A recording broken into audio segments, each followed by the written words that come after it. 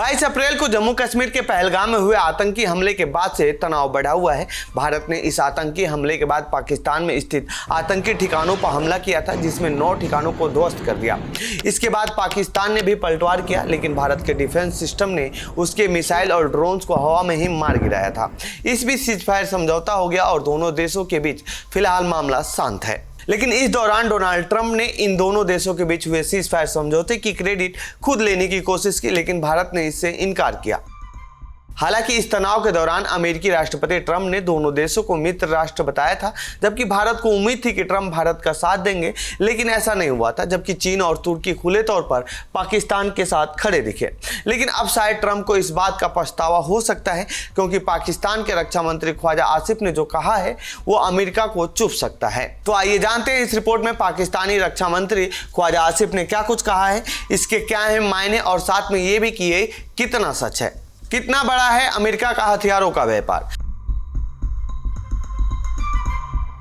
दरअसल पाकिस्तानी रक्षा मंत्री ख्वाजा आसिफ ने सार्वजनिक रूप से संयुक्त राज्य अमेरिका पर अपने हथियार व्यापार को लाभ पहुंचाने के लिए जानबूझकर दुनिया भर में युद्ध को बढ़ावा देने का आरोप लगाया है। उनका ये बयान सोशल मीडिया पर वायरल हो रहा है। इस वीडियो के वायरल होने के बाद से इस पर विवाद होता नजर आ रहा है। उनका ये बयान ऐसे समय में आया है जब भारत पाकिस्तान के बीच जम्मू कश्मीर को लेकर तनाव बढ़ा हुआ है। वायरल वीडियो में ख्वाजा आसिफ दावा कर रहे हैं कि दुनिया में कहीं भी विवाद हो, अमेरिका वहां युद्ध भड़का देता है ताकि उनका हथियार बिके और वो उससे पैसा कमाए।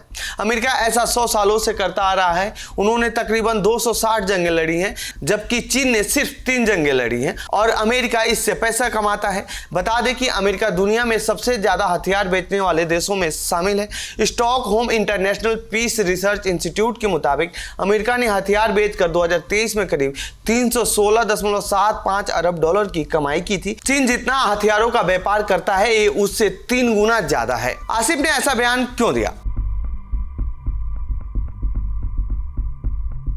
आसिफ ने यह बयान भारत पाकिस्तान के बीच तनाव के दौरान अमेरिका के स्टैंड को लेकर दिया है, क्योंकि अमेरिका ने दोनों देशों में से किसी के साथ खुलकर नहीं आया, जबकि दोनों देशों को मित्र देश बताया था। और फिर ट्रंप का सीजफायर समझौते वाला बयान देना कहीं न कहीं विवाद को बढ़ाने की तरह देखा गया।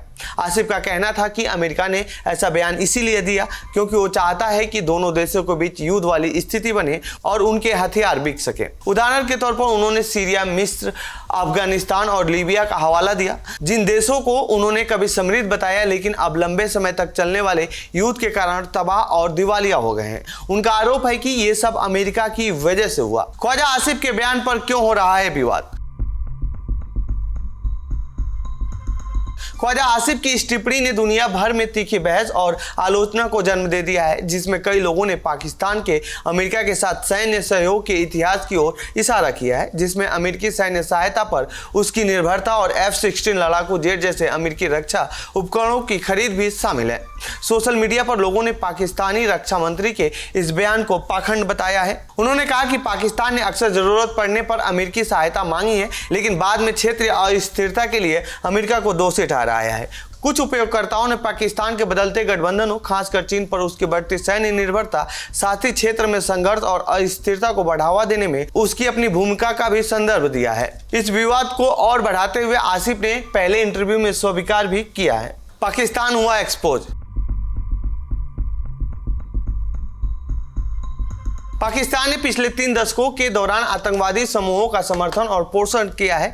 इसे अमेरिका का गंदा काम बताया है। बाद में उन्होंने अपनी बात से पलटते हुए इसे एक गलती बताया, जिसका खामियाजा पाकिस्तान को भुगतना पड़ रहा है। उन्होंने अपनी सीमाओं के भीतर हुए आतंकवादी हमलों का भी संदर्भ दिया। हालांकि आसिफ की टिप्पणियों से उन लोगों को कुछ सहमति है जो मानते हैं कि वैश्विक हथियारों की बिक्री से प्रमुख शक्तियां लाभ कमाती हैं, लेकिन प्रमुख प्रतिक्रियाएं उनके बयानों के पीछे दोहरे मानदंड और राजनीतिक उद्देश्यों को उजागर करने की रही हैं। तो ये थी पाकिस्तानी रक्षा मंत्री के बयान से जुड़ी हमारी रिपोर्ट। आपको कैसी लगी ये रिपोर्ट कमेंट बॉक्स में बताएं।